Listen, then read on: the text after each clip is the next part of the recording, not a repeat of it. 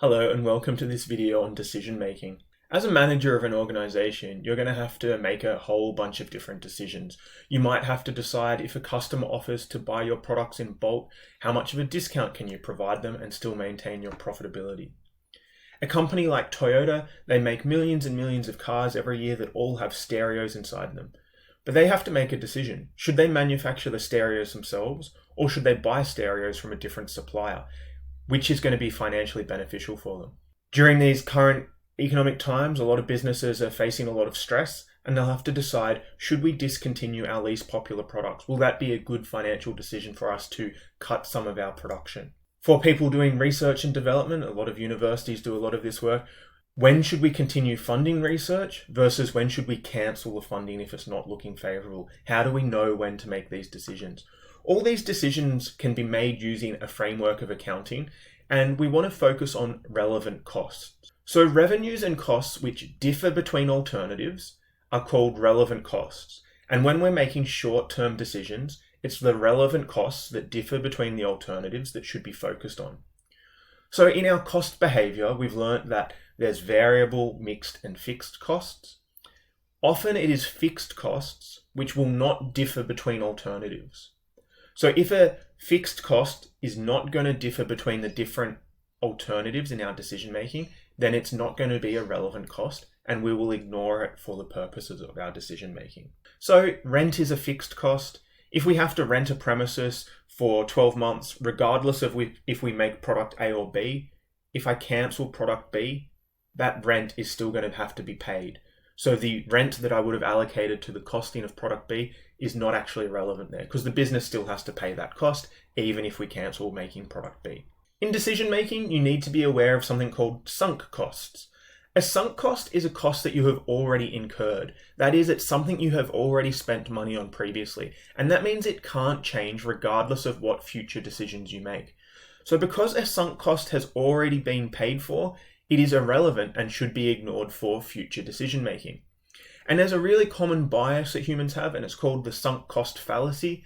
And as people are making decisions, they often think about how much money they've spent in the past on something, and they try and justify spending more money on it in the future because they have already spent those prior amounts.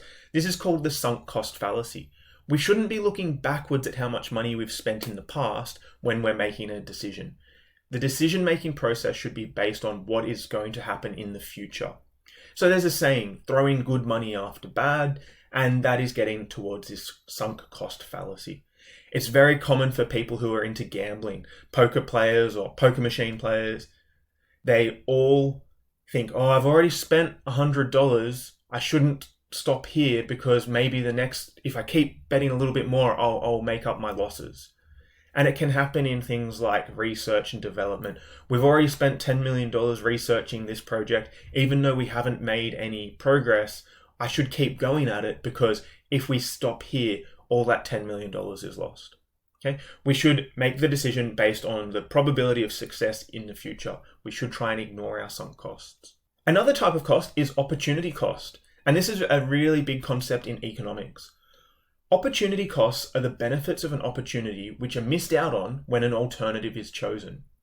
So if I was going to go and spend $100,000 buying a new car, the opportunity cost of that decision is that I could miss out on earning $10,000 a year if I had invested that $100,000 into a profitable investment.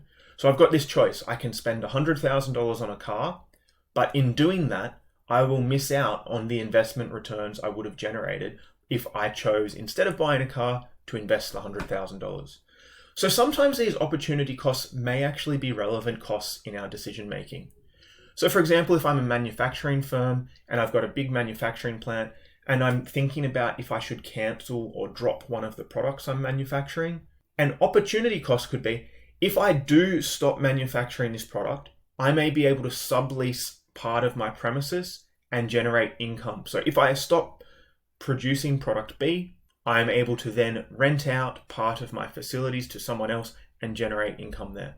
So that would be an opportunity cost in this situation. That can often be relevant for decision making because it might change with future alternatives. So in conclusion, when managers are making decisions, they should be focusing on the future. They should be analysing the difference between alternative options, and that requires an understanding of which costs are fixed and which costs will vary between different alternatives. We need to be aware of the sunk cost fallacy. We need to know that any money that has been spent previously, that can be a sunk cost, and we should ignore it because we want to focus on future outcomes in our decision making. But we need to be aware that not all fixed costs should be ignored, because sometimes fixed costs can change as our relevant ranges change. So all sunk costs are fixed and should be ignored, but not all fixed costs should be ignored. We need to analyze them one by one. And we also need to be aware of opportunity costs and that they should be considered in our decision making. So with that in mind, we've got some exercises for you to practice your decision making with. Thank you.